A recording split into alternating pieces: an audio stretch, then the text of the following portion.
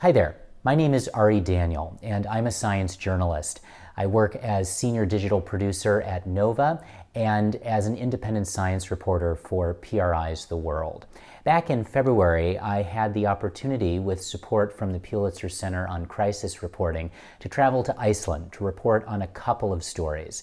The first took me to northern Iceland, where a field team was assembling an ambitious air and sea campaign to study the North Icelandic Jet, a deep ribbon of water that flows southwards between Greenland and Iceland, and it seems to play an important role in the global overturning circulation of the ocean. You can think of the ocean as though it has a circulatory system, but instead of pumping blood, it's pumping water in order to distribute heat all over the planet. It's really crucial for our climate, and as the climate changes, we're not quite sure what impact that's going to have on the ocean's circulation.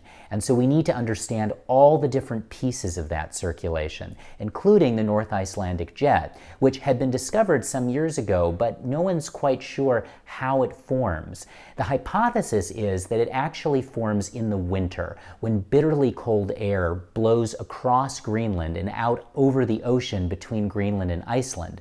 That really cold air chills the surface of the water and causes that water to sink, forming the North Icelandic Jet.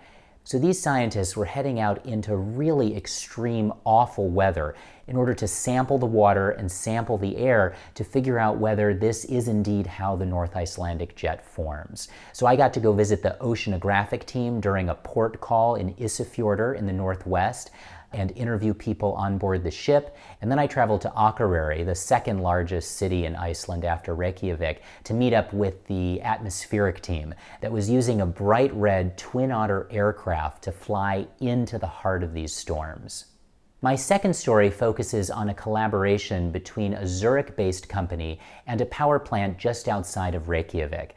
Essentially, the two are working together to capture carbon dioxide, route it back underground, and solidify it as solid rock. My reporting will air as two separate stories on PRI's The World, and I also wrote a series of Instagram essays during my time in Iceland. Thank you so much.